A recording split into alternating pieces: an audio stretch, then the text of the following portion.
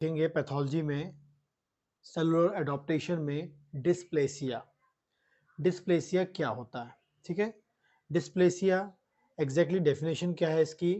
Dysplasia मतलब होता है disordered cellular development. Disordered cellular development मतलब जो सेल का जो डेवलपमेंट है उसमें डिसऑर्डर हो जाए, डिस्टरबेंस हो जाए, जो उसका ऑर्डर है, जिस सीक्वेंस में वो ग्रो कर रहा है, डेवलपमेंट कर रहा है, वो डिस्टर्ब हो जाए। ठीक है, तो disordered cellular development called dysplasia. Dysplasia मतलब क्या है? Disordered cellular development called dysplasia. ठीक है, एक कंपनीज बाय मेटाप्लेसिया या हाइपरप्लेसिया। जो मेटाप्लेसिया एंड हाइपरप्लेसिया एग्जैक्टली वहां पर जो डिसऑर्डर हो रहा है, सेलो डेवलपमेंट हो रहा है, वो हाइपरप्लेसिया या डिस्प्ले मेटाप्लेसिया या डिस्प्लेसिया जो है वो उसको फाइनली कंप्लीट करते हैं या उसको करने के लिए रिस्पॉन्सिबल होते हैं। जब भी हम डिस्प्लेसिया की बात करेंगे, डिस्प्लेसिया मीन्स क्या है? Disordered cellular development. सेल का जो डेवलपमेंट का सीक्वेंस है वो डिस्टर्ब हो गया है, डिसऑर्डर्ड हो गया है, और वो एक कंपनीज मतलब कंप्लीट हो रहा है या किसके द्वारा हो रहा है? मेटाप्लेसिया एंड हाइपरप्लेसिया। ठीक है, also referred to as a atypical hyperplasia। इसे हम क्या बोलते हैं? एटिपिकल हाइपरप्लेसिया भी बोलते हैं। क्या बोलते हैं? Atypical hyperplasia. एटिपिकल हाइपरप्लेसिया भी बोलेंगे से। Dysplasia occur mostly in epithelial cell. Most important question है गवर्नमेंट जॉब का। डिस्प्लेसिया में बहुत कॉमनली कहाँ मिलता है? एपिथेलियल सेल्स में मिलता है। इंपॉर्टेंटली याद रखना है, एपिथेलियल सेल्स में मिलता है। And characterized by cellular proliferation and cytologic changes. जब भी डिस्प्लेसिया होगा तो सेल का प्रोलिफरेशन होगा और जो अंदर के साइटोप्लाज्मिक जो ऑर्गेनल्स हैं या साइटोप्लाज्म में जो कंटेंट है वो आपको चेंज मिलेंगे। जहां भी डिस्प्लेसिया होगा वहां पर सेलुलर प्रोलिफरेशन होगा एंड साइटोलॉजिक चेंजेस मतलब सेल के अंदर का जो साइटोप्लाज्म वाला लेवल है वो उसमें आपको चेंज मिलेगा। ठीक है, क्या क्या मिल सकता है? Increased number of layer of epithelial cells. आपको एक चेंज मिल सकता है डिस्प्लेसिया में, यदि एपिथेलियल सेल्स के लेयर के नंबर बढ़ रहे हैं, increase number of layer of epithelial cells के लेयर के नंबर बढ़ रहे हैं, दैट मीन्स क्या है? डिस्प्लेसिया है। यदि आप कोई क्लिनिकली देखते हैं या हिस्टोपैथोलॉजिकल रिपोर्ट देखते हैं और उसमें हमको मिलती है एपिथेलियल की बहुत सारी लेयर बन गई हैं, दैट मीन्स क्या है? वहां पर डिस्प्लेसिया हो गया है, मींस डिसऑर्डर्ड सेलुलर डेवलपमेंट हो गया है। या disorderly arranged of cell from basal layer to surface layer. जो आपकी बेसल लेयर होती है, जो सरफेस लेयर होती है, ठीक है ना, ये जो आपकी लेयर है अंदर से बाहर की हम बात कर रहे हैं। ठीक है, तो basal layer to surface layer के बीच में जो एक सीक्वेंस होना चाहिए वो आपको क्या मिल सकता है? डिसऑर्डर्ड मिल सकता है। तो डिसऑर्डर अरेंजमेंट, जो उसका प्रॉपर अरेंजमेंट है, जो आपकी बेसल से सरफेस लेयर के बीच जो अरेंजमेंट होता है सेल का, लेयर का, वो डिस्टर्ब हो जाएगा। तब भी आप क्या समझेंगे? डिस्प्लेसिया।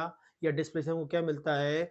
जो बेसल से सरफेस लेयर के बीच में जो अरेंजमेंट होता है वो कैसा होता है? डिसऑर्डर्ड होता है। ठीक है, आगे बात करते हैं लॉस ऑफ बेसल पोलरिटी।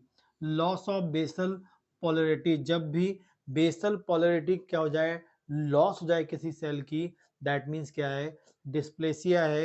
या डिस्प्लेसिया जहां होता है और लॉस ऑफ बेसल पोलरिटी क्या हो जाती है, या बेसल पोलरिटी का क्या हो जाता है? लॉस हो जाता है। आगे बात करते हैं cellular and nuclear प्लियोमॉर्फिज्म। Cellular and nuclear प्लियोमॉर्फिज्म हमको मिलता है। सेलुलर एंड न्यूक्लियर प्लियोमॉर्फिज्म हमको मिलेगा। ठीक है, जहां भी आपको सेलुलर न्यूक्लियर प्लियोमॉर्फिज्म मिल रहा है, दैट मीन डिस्प्लेसिया हो गया है, और डिस्प्लेसिया में कॉमनली मिलता है। Increased nucleocytoplasmic ratio. न्यूक्लियस और साइटोप्लाज्म का जो रेशियो है वो कैसा हो जाएगा?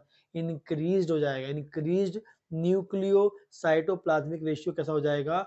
का रेशियो कैसा हो जाएगा? राइज हो जाएगा डिस्प्लेसिया में। या डिस्प्ले आपको जहां पर भी न्यूक्लियोसाइटोप्लाज्मिक रेशियो इंक्रीज मिल रहा है, दैट मीन्स उस सेल में क्या हो गया है?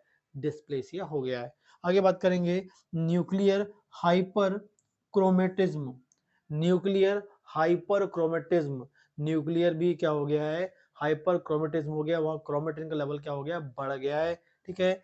And increased mitotic activity, increase mitotic activity कैसी हो गई है, बढ़ गई है, इंक्रीज्ड हो गई है। एंड एग्जाम्पल की बात करेंगे, डिस्प्लेसिया हमको मोस्ट कॉमनली कहाँ मिलता है, एपिथेलियल सेल में मिलता है। लेकिन कहाँ हमको मिलेगा, खासकर कौन से एपिथेलियल सेल में मिलेगा हमको, यूट्राइन सर्विक्स, यूट्रस के सर्विक्स की, एंड रेस्पिरेटरी ट्रैक्ट के एपिथेलियल सेल्स की बात कर रहे हैं। रेस्पिरेटरी ट्रैक्ट के एपिथेलियल सेल में हमको कॉमनली मिल सकता है डिस्प्लेसिया, यूट्रस के सर्विक्स के एपिथेलियल सेल में हमको बहुत कॉमनली मिल सकता है, ठीक है। Dysplasia due to chronic irritation या क्रोनिक इन्फ्लामेशन, ठीक है, रिमूव करेंगे हम लोग उसे तो ऑटोमेटिकली क्या हो जाएगी, सेल कैसी हो जाएगी, नॉर्मल हो जाएगी, ठीक है। तो डिस्प्लेसिया शॉर्ट नोट्स में आता है, डेफिनेशन आपको आनी चाहिए, कौन से सेल में मिलता है, एपिथेलियल सेल में मिलता है, और कौन कौन से आपको ये चेंजेस मिलते हैं, क्योंकि ये चेंजेस आपको सीधे क्या मिलेंगे, जो हिस्टोपैथोलॉजिकल आप स्टडी कराते हैं कोई टिश्यू की, ऑर्गन की, वहाँ मिलेंगे, तभी तो आप पहचान पाएंगे कि वहाँ डिस्प्लेसिया हुआ है, क्या मेटाप्लेसिया हुआ बनने पड़ा है, क्या हाइपरट्रॉफी हुई है, क्योंकि उसके लिए ये आपको बेसिक आना बहुत, क्लिनिकल प्रैक्टिस में बहुत जरूरी होता है कि वाकई यहाँ डिस्प्लेसिया हुआ है, मेटाप्लेसिया हुआ है, हाइपरट्रॉफी हुई है, एट्रॉफी हुई है, तभी तो आप प्रॉपर्ली डायग्नोस कर पाएंगे। क्लिनिकल प्रैक्टिस में ये आपको डायग्नोसिस आना बहुत ही ज़रूरी होती है, जो आपको मिलती है पैथोलॉजी से, जनरल पैथोलॉजी के बेसिक कॉन्सेप्ट से। जनरल पैथोलॉजी में जो भी हम पढ़ने वाले हैं, जो भी हम पढ़ेंगे पूरे जो भी आपका जनरल पैथोलॉजी का है, वो पूरा का पूरा डिजीज़ के ऊपर आप अप्लाई कर सकते हैं। हर डिजीज़ में ये जनरल पैथोलॉजी को आपको अप्लाई करनी पड़ेगी। जनरल पैथोलॉजी जो है मतलब हर डिजीज़ में कहीं ना कहीं इसका इसका रिलेशन होता है। यदि जनरल पैथोलॉजी आपकी अच्छी होगी तो डिजीज़ भी आप प्रॉपर्ली डायग्नोस कर पाएंगे।